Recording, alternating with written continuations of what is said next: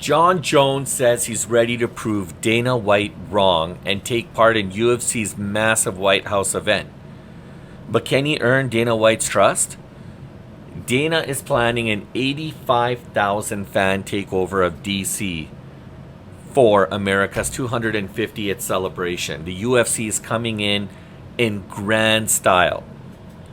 So let's break it down, guys. Let's speculate on what's next and talk about what this could mean for UFC history and, of course, fighters like Jon Jones. What's up, fight fans? I'm Shiraz, and here with Duality 7X. The story continues to evolve like never before. Every single time I read or hear something about this White House event that's going to happen, the UFC White House event for next year, it continues to grow exponentially, and the storylines are just getting more and more infused with drama.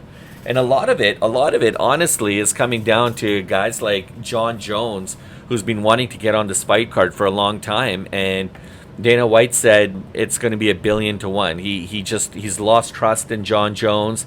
There's been a lot of issues. The relationship has never been the same. But things could be on the mend. Things could be on the rebound. And Jon Jones says he's dead serious about stepping back into the octagon, and not just anywhere. We're talking about the White House lawn. Now, Dana White isn't sold yet. He's planning to turn Washington, D.C. into UFC's biggest spectacle ever. This could be one of the most iconic moments in fight history. Not UFC history, fight history. Or it could be a disaster waiting to happen. And I want to talk about this. I want to break this down. And you got guys like Kobe Covington, who's expressed interest on wanting to be on that card. You know what? Almost every active member of the UFC roster wants to be on this card. This is going to be one of the biggest events that are going to happen in fight history. And it's going to draw a lot of attention, a lot of interest, a lot of people from all parts of the industry, like people who are into movies and entertainment, people who are into UFC, MMA, Bellator. Doesn't matter. People are going to tune into this, and it's going to bring large crowds, and the crossover is going to be absolutely phenomenal. Just think about how this could look for UFC, and think about the amount of popularity that this event is going to gain, and the amount of new fans that are going to cross over into the world of UFC. This is like such a genius move.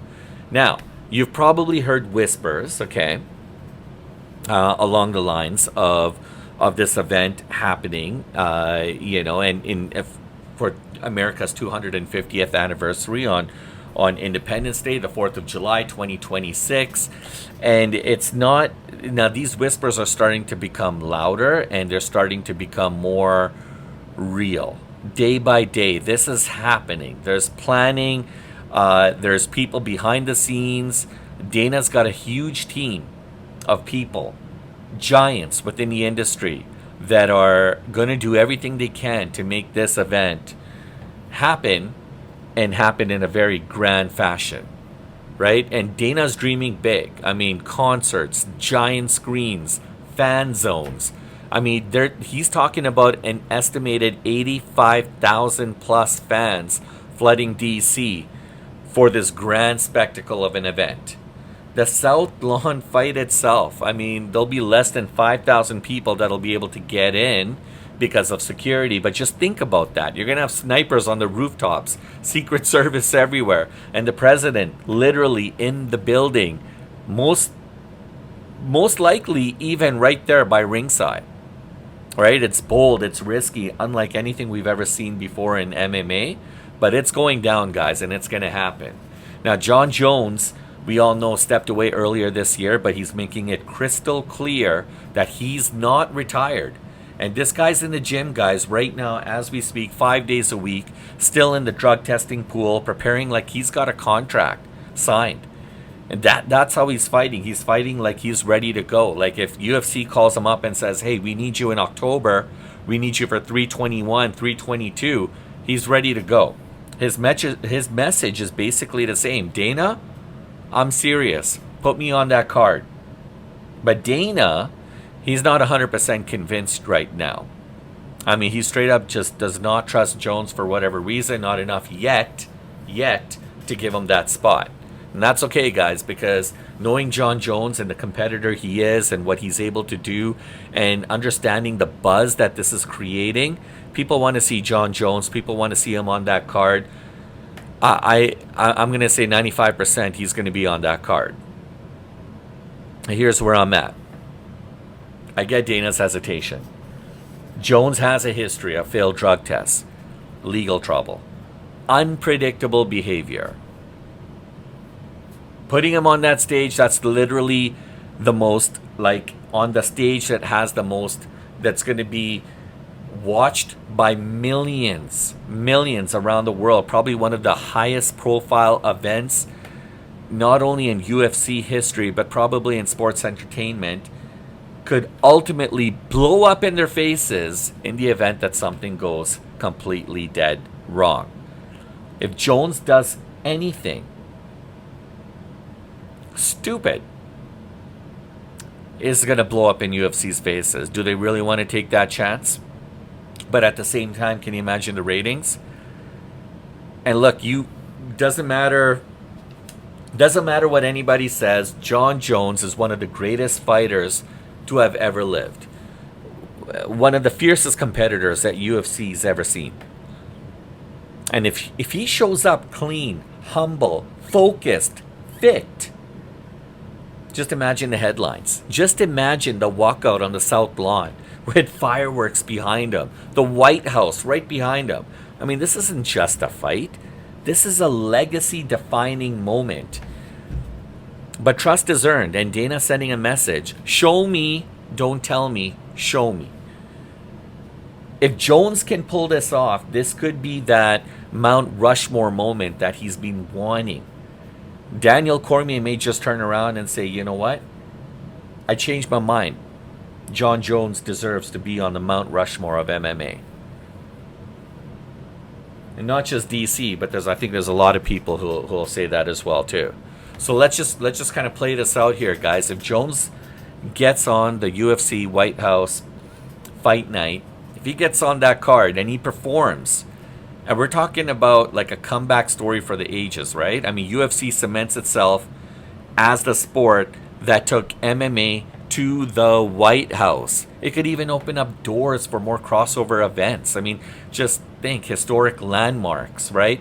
Global stages, huge mainstream attention. I was just talking about Mount Rushmore. Imagine an event at the base of Mount Rushmore with Mount Rushmore in the background.